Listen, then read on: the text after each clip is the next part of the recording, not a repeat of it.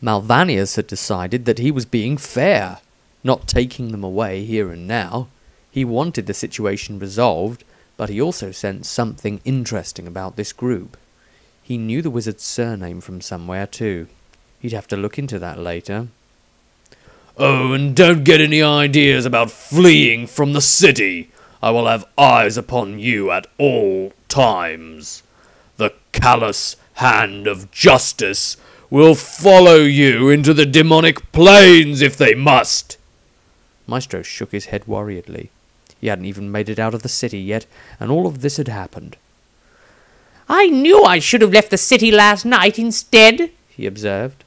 Before Malvanius could reply, a small, higher-pitched voice intervened from behind him, answering, Yes, you should. Why didn't you just leave, Maestro? The wizard looked around behind him and couldn't see anyone there. An invisible person, perhaps, he wondered. A ghost. An invisible ghost. Before his train of thought was stopped again. No! Down here, you dimwit!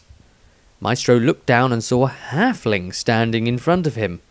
He was roughly half of Maestro's height, wore the blue and white robes of the Celestial College, with no shoes upon his large, hairy feet, as were the norm for his kind, and a face that hinted at terrible disappointment at Maestro.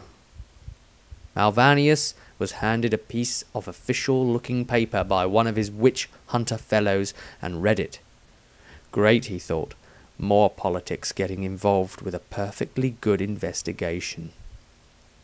The witch-hunter took his leave from the group. The halfling herded the four of them along, out of the area, with arms out wide, waving for them to carry on forwards.